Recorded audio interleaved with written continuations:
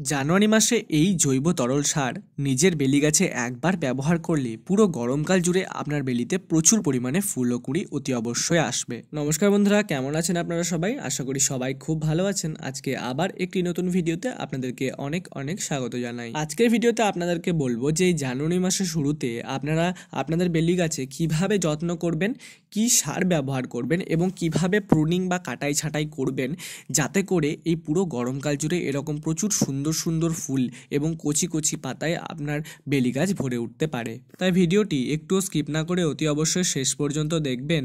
আর ভিডিওটি শুরু করবার আগে আপনাদের কাছে আমার একটি রিকোয়েস্ট যে আপনারা যদি এই চ্যানেলের মধ্যে নতুন ভিডিও দেখছেন তাহলে চ্যানেলটিকে অতি অবশ্যই একটু সাবস্ক্রাইব করে নেবেন।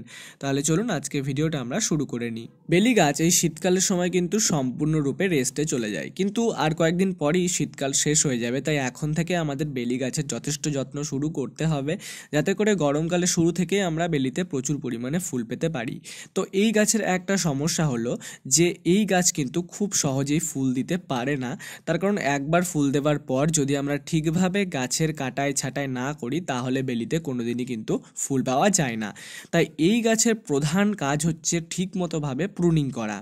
অর্থাৎ এই সময় যখন আপনার গাছ রেস্টে গেছে এখন কিন্তু গাছটিকে আপনাদেরকে প্রুনিং করতে হবে। অর্থাৎ এর মধ্যে যত ডালপালা শাখা প্রশাখা রয়েছে সেগুলোকে অল্প অল্প করে ছেঁটে ফেলতে হবে। মোটামুটি ডগা থেকে 1 থেকে 2 ইঞ্চ করে ছেঁটে ফেলবেন এবং যত শুকনো পাতা বা শুকনো ফুল গাছের মধ্যে থাকবে সেগুলোকে কিন্তু অবশ্যই গাছ থেকে ছাড়িয়ে দেবেন। প্রুনিং করলে যে জায়গাটায় প্রুনিং করবেন তার আশপাশ থেকে দেখবেন অনেক কচি কচি পাতা এবং ডালপালা নতুন নতুন শাখা প্রশাখা বের হবে এবং বেলি গাছ সবসময় নতুন ডালপালা পাতাতেই কিন্তু এরকমভাবে ফুল ও কুঁড়ি দিয়ে থাকে। কোনো সময় পুরনো ডালপালাতে বেলি গাছে ফুল আসে না। এরপর আসছি এই গাছের মাটি। অর্থাৎ এখন আপনারা এই গাছের মাটির সঙ্গে কি করবেন।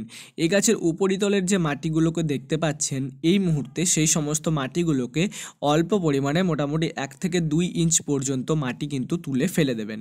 তারপর সেই জায়গায় কোনো একটা ভালো মানের ভার্মি কম্পোস্ট এবং গার্ডেন সয়েল হাফ হাফ করে মিশিয়ে পুরো ওই যে জায়গাটা ফাঁকা হয়ে গেছে সেই জায়গাটা ভর্তি করে দেবেন টবটাকে। এটা করলে গাছ কিন্তু এখন থেকেই অল্প পরিমাণে পুষ্টি পেতে শুরু করবে।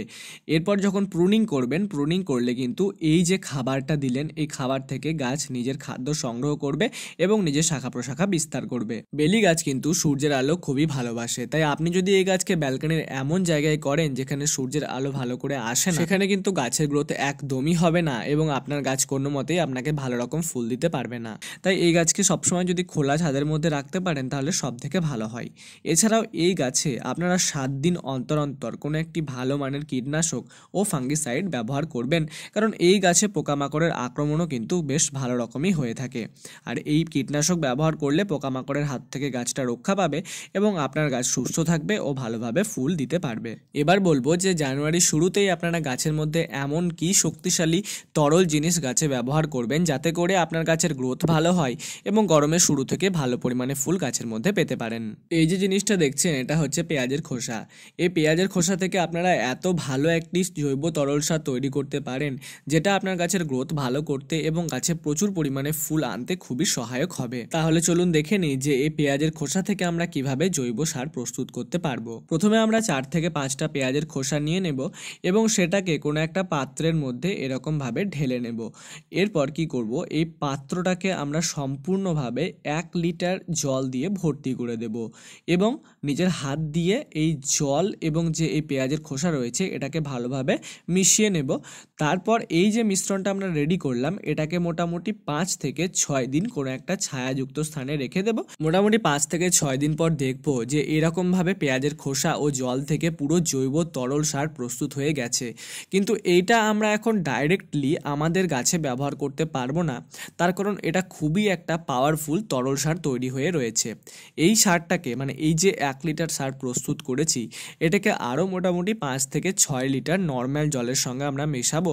তারপর এটা একটু পাতলা হয়ে গেলে আমরা আমাদের গাছে কিন্তু এটাকে মোটামুটি 10 ইঞ্চি টবের জন্য হাফ মগ করে ব্যবহার করব এবং তার থেকে বড় গাছ হলে সেই পরিমাণে নিজেদের সারের পরিমাণটা বাড়িয়ে নেব। এই তরল সার আপনারা মোটামুটি 10 থেকে 15 দিন অন্তর অন্তর নিজেদের গাছে ব্যবহার করতে পারবেন।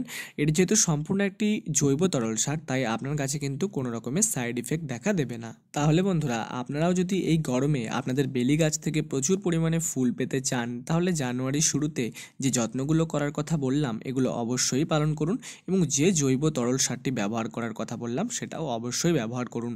আপনার কাছে খুব ভালো রেজাল্ট আপনারা দেখতে পাবেন, প্রচুর পরিমাণে ফুলও আপনার কাছে অবশ্যই আসবে। তাহলে আজকের ভিডিওটা যদি আপনাদেরকে ভালো লেগে থাকে তাহলে ভিডিওটাকে অবশ্যই একটি লাইক করবেন। এই চ্যানেলের মধ্যে যদি আপনি নতুন ভিডিও দেখছেন তাহলে কিন্তু চ্যানেলটিকে সাবস্ক্রাইব করতে ভুলবেন না। তাহলে আজকের মতো ভিডিওটা এখানেই শেষ করছি। দেখা হচ্ছে অন্য একটি গাছ সম্পর্কিত ভিডিও নিয়ে। সবাই খুব ভালো থাকুন আর নিজেদের গাছের যত্ন করুন।